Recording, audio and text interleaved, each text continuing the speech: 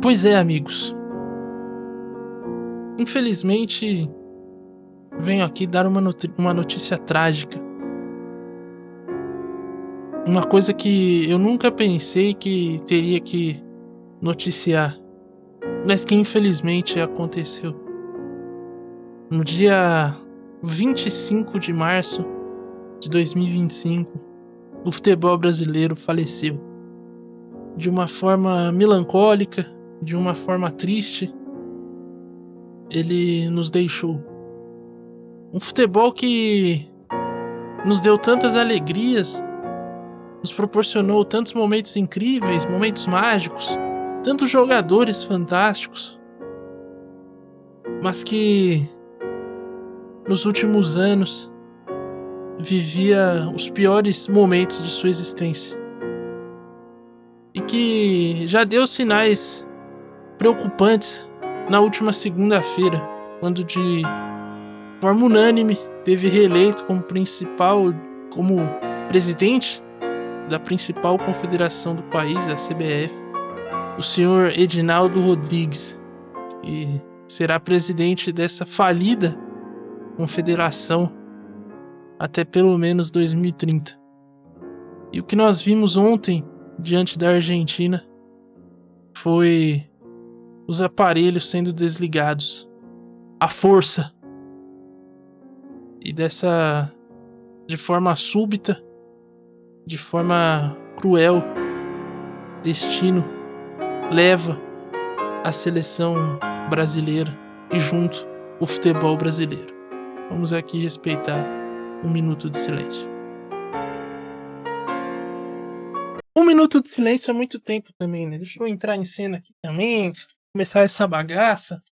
E como diriam algum coach aí, ou algum empresário, tempo é dinheiro, na verdade. Então, estamos aqui mais uma vez para comentar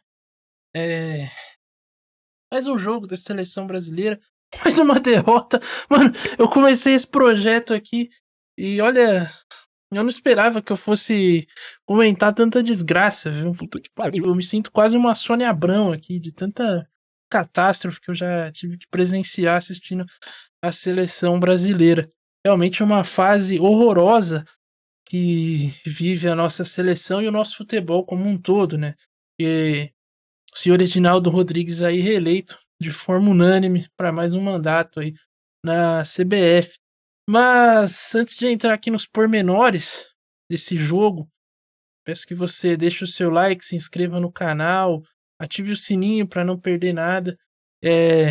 E é isso aí, né? Segue a gente no Instagram também. Bom, vamos começar aí falando do campo e bola, né? Porque foi o que acho que instaurou, ou como é que eu posso usar aqui? Incendiou, foi o estopim aí dessa nova crise na seleção brasileira, que acredito eu pode culminar com a queda do Dorival Júnior à frente da seleção brasileira, uma vez que não tem cabimento, não tem argumento para esse cidadão continuar à frente da seleção brasileira, depois do que ele fez hoje, principalmente. Acho que o Dorival, a primeira mudança da seleção brasileira começa com a saída do Dorival. Ainda que ele não seja o maior culpado, aliás, ainda que ele não seja o único culpado por essa crise, mas ele hoje, desde que entrou na seleção brasileira, parece que não entendeu o que ele está fazendo ali, decisões equivocadas, falta de coerência, um time que parece que não treina, uma coisa realmente grotesca de se assistir. Cara, o jogo hoje foi um negócio inacreditável, assim, da facilidade que a Argentina tinha de trocar passes. O time da Argentina é um bom time, ganhou a Copa com muitos méritos. Mas hoje parecia que, tipo assim, eles eram o melhor time do mundo, o que eles eram uma seleção histórica, e não são. Não são, por mais que o argentino considere, né, por terem sido tricampeões, e acho que eles lá na Argentina têm que ter muita moral mesmo. Não é que, porra, daqui a, sei lá, 50 anos a gente vai olhar pra seleção de 2022, campeã do mundo, e falar, porra. O único cara que talvez a gente talvez não, que a gente vá olhar e tipo, cara, esse cara era muito foda, esse cara que vai ser lembrado assim com êxtase, é o Messi. O resto eu acho que vai estar ali no seu devido lugar, mas não vai assim, não é? Pô, uma seleção do mundo, você vai, uma seleção histórica do futebol, você põe alguém desses caras que jogou hoje, não. Então, cara, é inacreditável, assim. O Brasil tomou um vareio, só não foi mais porque a Argentina segurou no segundo tempo.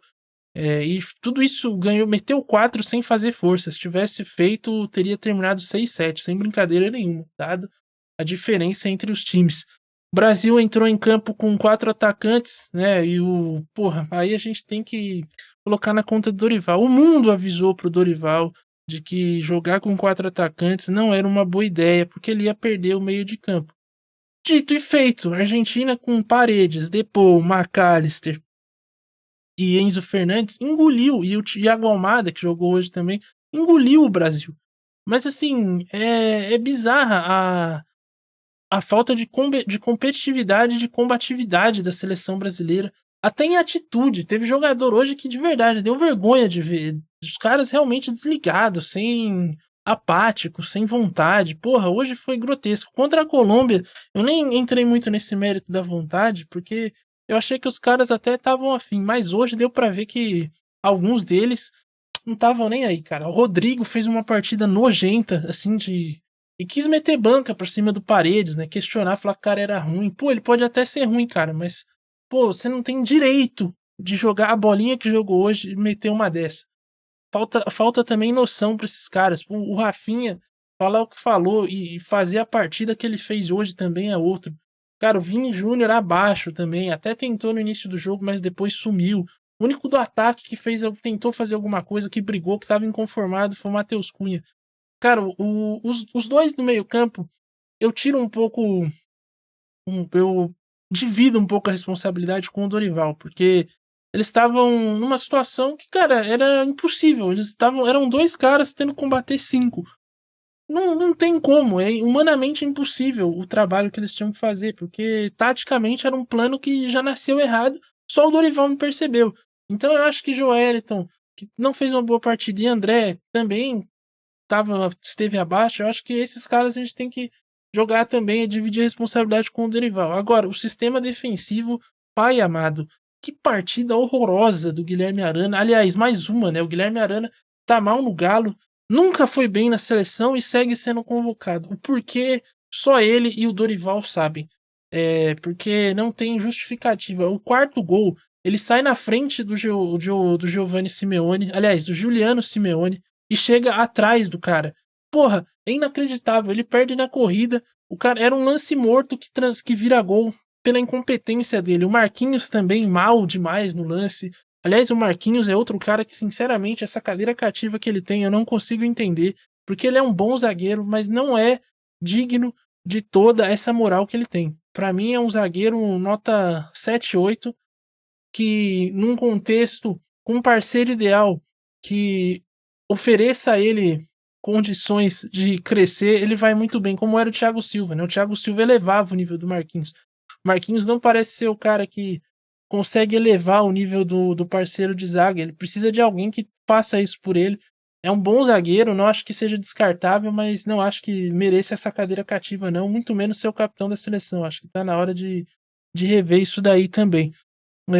Enfim, o Wesley mal, o Bento mal, enfim, um horror, um horror. Todos os jogadores hoje, com exceção do Matheus Cunha, que inclusive fez o gol do Brasil, é, muito mal, muito mal.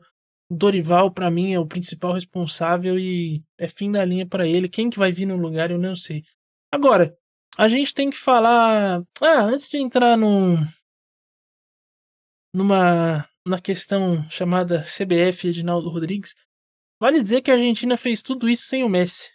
E é sintomático que a Argentina esteja se despedindo de um dos maiores jogadores de sua história, talvez o maior da história da Argentina e um dos maiores da história do futebol, certamente, e que o Brasil ainda esteja esperando o Neymar. A Argentina meteu 4 no Brasil sem fazer força, sem o Messi em campo.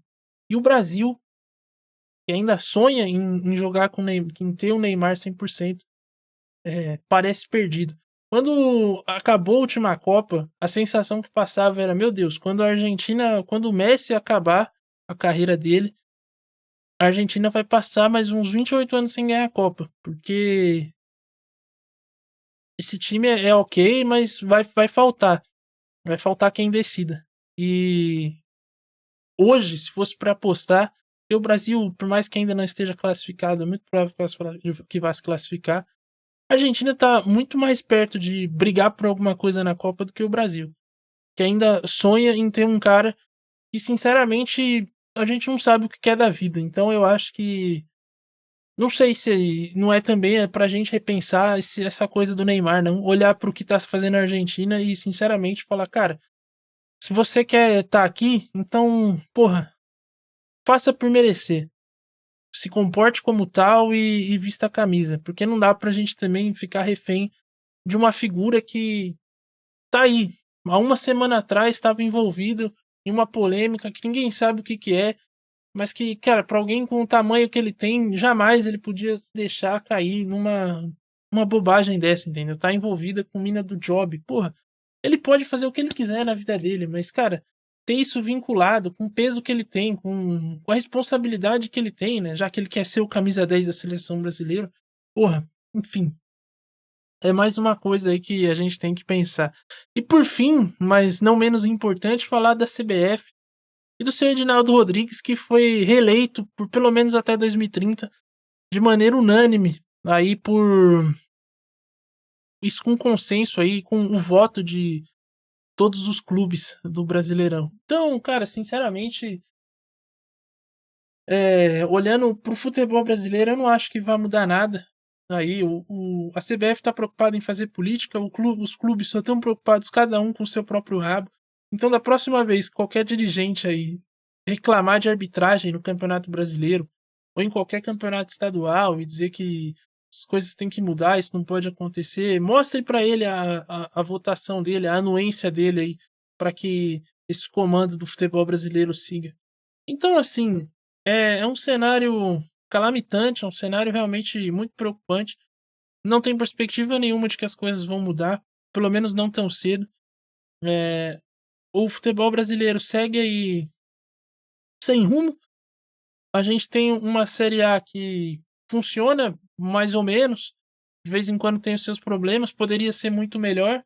A gente tem uma Série B que, inclusive a Série A não tem a tabela divulgada em sua totalidade, com horário de jogos, dias e tudo mais. Então, assim, a logística dos clubes já é extremamente prejudicada. Nesse calendário é completamente insano. A Série B não tem os direitos de televisão vendidos. E nós estamos há 2 semanas da competição começar, ou seja, ninguém sabe quem que vai transmitir o campeonato.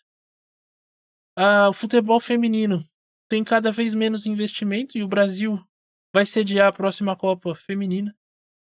O Sub-20, que ganhou o Sul-Americano agora, vale dizer, começou tomando de 6 da Argentina o torneio e não se classificou para a última Olimpíada. E o Ramon Menezes parece que tem um cargo cativo lá dentro. Então é algo que realmente tem coisas na CBF que são inexplicáveis. O senhor Edinaldo Rodrigues ainda está lá, é uma delas. E, enfim, os clubes seguem apoiando esse tipo de comando e as coisas vão caminhando aí pra sei lá onde. Eu brinquei aqui com a coisa do velório, é óbvio que não morreu, mas tá próximo. Porque eu não sei pra onde a gente vai e como é que as coisas vão ficar. Então, enfim, o Dorival, acredito eu, vai pagar essa conta e assim, com méritos também, porque a passagem dele é horrorosa, mas os problemas da seleção e do futebol brasileiro vão muito além. Mas esses eu já acho que não tenho esperança nenhuma. E até porque, mais uma vez, olhando o que é a AFA, né? Que é, cara, sei lá, 10 vezes pior que a CBF. Os caras malemar conseguiram montar uma estrutura e uma seleção competitiva. Então acho que, olhando por esse prisma, acho que dá pra gente conseguir ter um caminho, pelo menos com a seleção brasileira. Para com o futebol brasileiro, só se a gente refundar tudo de novo, sinceramente. Mas é isso, um vídeo, acho que de todos que eu já fiz, o mais triste, o vídeo mais niilista aqui desse canal, sem esperança alguma para com as mudanças. Mas faz parte também, né? Depois da burdoada que a gente tomou, acho que não podia ser outro o clima. Espero que você tenha um bom resto de semana aí. Faltam ainda mais 3 dias, né? Quarta-feira. Quarta-feira já é quase sexta, vale dizer isso aí. Então, esteja atento. No mais, é isso. Voltamos na quinta-feira com a nossa live de quinta. No... Na quinta, na sexta, tem alguma coisa? Na sexta tem a volta do Parazão. Paysandu em campo. No sábado tem Kings League e no domingo tem Parazão de novo com o Remo aí, também em campo pelo estadual, e enfrentou um imbróglio judicial, mas está de volta. Certo? Mas é isso, valeu, falou e tchau, tchau.